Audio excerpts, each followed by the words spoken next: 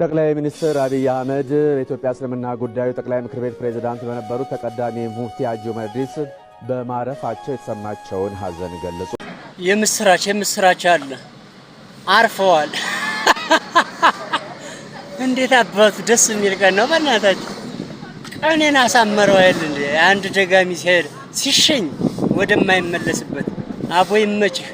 በሐጂ ሙፍቲ ልፈት ላይ ሲሳለቅ የሚታየው ግለሰብ በበርካታ ህዝብ ሙስሊሞች ብሎም ክርስቲያኖች እጅግ በጣም ከፍተኛ ቁጣን የቀሰቀሰ ሲሆን በቅርብ ሰዓታቶች በፊት ግለሰቡ ያለበት ቦታ ሊታወቅ ችሏል። በዙሪያም መረጃዎችን አጋራችኋለሁ። ጠቅላይ ሚኒስትሩ ቤተ መንግስት በ49 ቢሊዮን ብር እየገነቡ ነው። በ49 ሳይሆን በ400 በ500 ቢሊዮን ነው የሚገነቡት። ልንገነባ ያሰብነው የጫካ ሃውስ ይባላል። ሀገራችን ኢትዮጵያ ታይቶ በማይታወቅ ሁኔታ ለጫካ ውስጥ ቤተ መንግስት 500 ቢሊዮን ተመድቦለት እንቅስቃሴዎች ከተጀመሩ እነሆ ሰነባብቷል። የግንባታም እየተከናወነ ሲሆን ይህም እጅግ በጣም በከፍተኛ ሚስጥርና ጥንቃቄ የሚሰራ ስራ ነው። ከተፈቀደለት ሰው በቀር ማንም ሰው ወደዚያ ስፍራ ዝር ማለት አይችልም። በዚህ ነገር ግር የተሰኙት የህዝብ ተወካዮች ምክር ቤት አባላቱ በአንድ ወቅት እንዴት ሀገሪቱ በተደጋጋሚ ግጭቶች፣ በኮቪድ ብሎም በመሰል ነገሮች ኢኮኖሚያው ከመበት ወቅት 500 ቢሊዮን አግባብ ነው ሲሉ ጥያቄን አንስተዋል። የጠቅላዩ ምላሽ የሚያስገርም ነበር። ከመንግስት ካዝና ስሙን ያንነካም ይህን ፕሮጀክት የምናከናውነው 100% በውጭ ስፖንሰርሺፕ ነው ሲሉ መናገራቸው የቅርብ ጊዜ ትውስታ ነው። ታዲያ ይህንን ተከትሎ ጠቅላዩ ለማምለጫና ለደህንነታቸው እያሰሩት ያለው ቁልፍ ቦታም አሜሪካን ሀገር በሚገኘው ዳንኤል አንድ መረጃ ወጥቷል። በዙሪያም ሀሳቦችን እንለውጣለን። ገና ከህፃንነቴ ጀምሮ በዚህ ድምጼ ለዲያብሎስ የማቀነቅን ሴት ነበር። መሪያ ከነበርኩበት ከጨለማ ስፍራ ዘፋኝ ብቻ አልነበርኩም። ወጣት ስማ፣ እጠጣ ነበር፣ አጨስ ነበር፣ እቅም ነበር። በአንድ ወቅት ዘርፌ በስሜታዊነት ተሞልታ እንዲህ ስትል እያለቀሰች ተናግራለች። በዚያ በጨለማ ሳለው እጠጣ ነበር፣ እቅም ነበር፣ አጨስ ነበር ስትልም ትደምጣለች።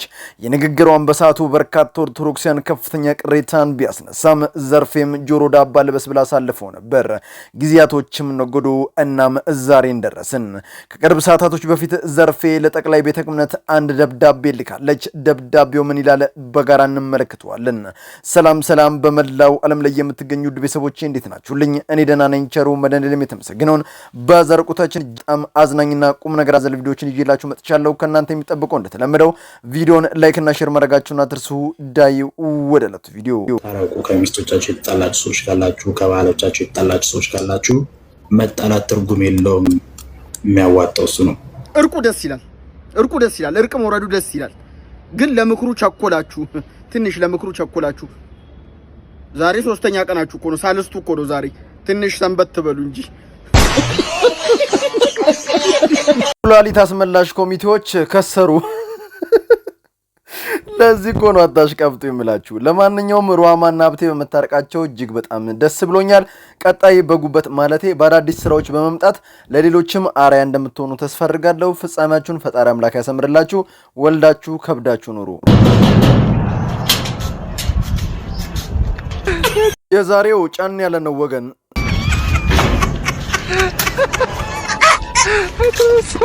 ኧረ ተነሽ።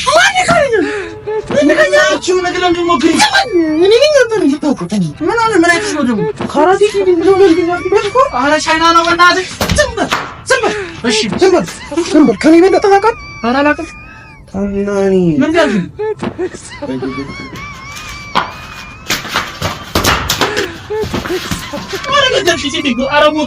አረቦች በእናትህ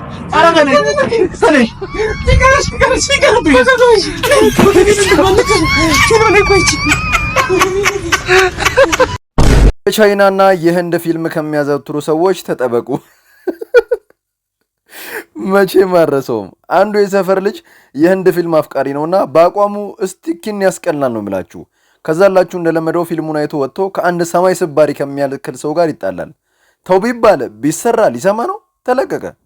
ፊልም ላይ ያየውን ተገብረዋለሁ ሲል በአንድ ጥፍ የተዘረሮ እማዬ እያለ የተመለሰውን መቼ ማረሰውም። ወገንታት ወደ ቀልባችሁ ተመለሱ። ፊልም እኮ ድራማ እንጂ እውነት አይደለም። እንደነሱ እናደርጋለን ብላችሁ ህይወታችሁን አደጋ ላይ አጣሉ። ውድ ተሳፋሪያችን አረቄ ይፈልጋሉ? አዎ ለሁሉም ስጫቸው አረቄ። ሁላችሁም ጠጡ ፏ በሉ እንቀውጠዋለን። ተቀበል መልሰህ ስጠኝ። ውድ ተሳፋሪዎቻችን ጸጥታ። ማን ስለሆነ ነው እሱ እኛን ጸጥ በሉ የሚልን? እንዲያውም ፕሌኑን እኔን የምነዳላችሁ። አንተ ሰውዬ ፕሌኑን አስነዳኝ። ምንድነው የምታወራው? አታስነዳኝም? እሺ እንዳስነዳ የምትፈልግ ከሆነ ተሳፋሪዎቹ ዝም እንዲሉ አድርጋቸው። እሺ እሱማ ቀላል ነው። ይኸው ሁሉም ዝም ብለዋል። እንዴት ዝም አሉ? ውጭ ተጫወቱ ብያቸው ወጣ ብለው እየተዝናኑ። ምን እና አታስነዳኝም? ቆይ አንተ ሰውዬ አብዳል ታካብዳለህ እንዴ? ይወረድልሃል። ወርጄ ታች ነዳለህ። እንዳትወርድ ቆይ። ምከረው እምቢ ካለ መከራ ይምከረው ነውና ነገሩ። የመጠጥን መጨረሻ አያችሁት አይደል? እንዲህ እንደቀላል ከፕሌንም ያስወርዳል። እዚህ ምድር ላይ የትኛውንም ነገር ከመጠኑ ካለፈ ደስታን ሳይሆን ሐዘንን፣ ጤናን ሳይሆን በሽታን ይገዛል።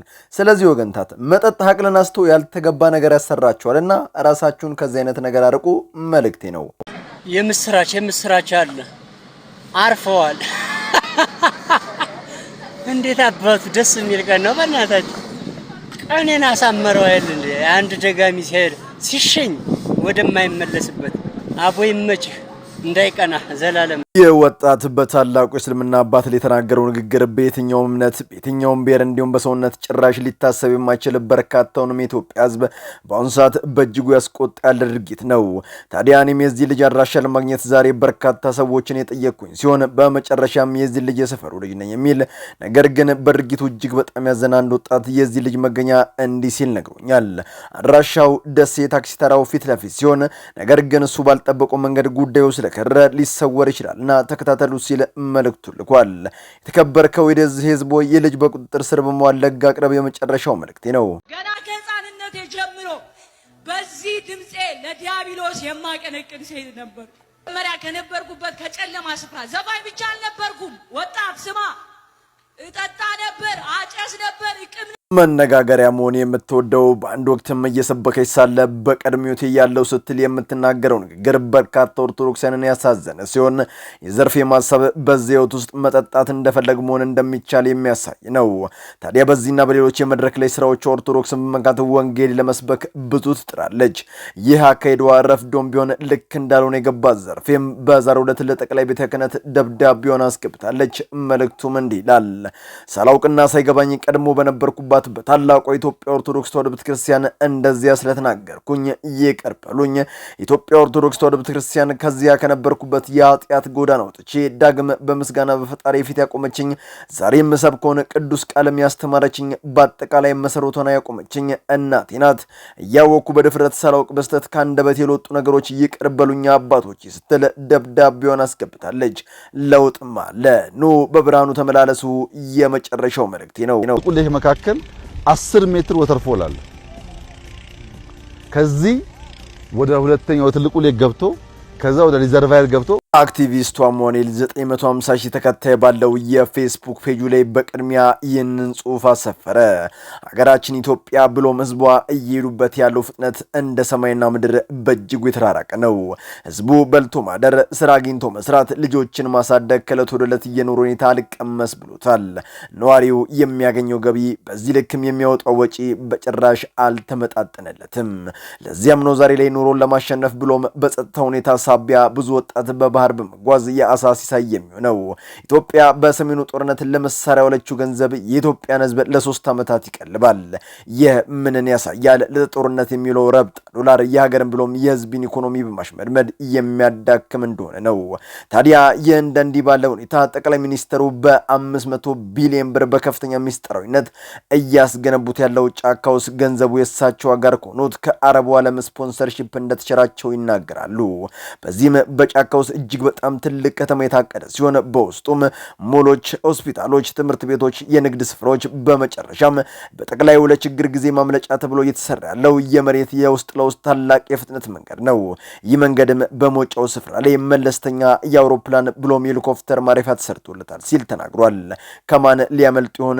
የብዙዎች ጥያቄ ነው። በዙሪያስ እናንተ ምን አሳባላችሁ? ሀሳባችሁን ኮሜንትስ ላይ ጻፉልኝ። በመላው ዓለም ላይ የምትገኙ ውድ ቤተሰቦቼ ዛሬ እናንተን ያስተምራሉ፣ ይጠቅማሉ መረጃ መረጃ ምናሉ ብያሰብኳቸው ቪዲዮዎች በዚህ መልኩ አቀረብኩላችሁ። በቀጣይ በሌሎች አስተማሪ ቪዲዮዎች እንገናኛለን። ለዚህ ቻናል አዲስ ከሆናችሁ ምን እየጠበቃችሁ ነው? ለስያላችሁ ሰብስክራይብ፣ ላይክ፣ ሼር ማድረጋችሁን አትርሱ። ባላችሁበት ሁሉ ክፉ ሳይነካችሁ በሰላም በቸር በጤና ቆዩልኝ። ይመቻችሁ። በዚህ ውስጥ የተቀበሩ በጣም በርካታ ቱቦዎች አሉ። በዚህ ደረጃ የተቀበረው ከታች ጀምሮ የተቀበረ እዚህ ሁሉ ጋር ብትሄዱ በዚህ ደረጃ የተቀበረ ታገኛላችሁ።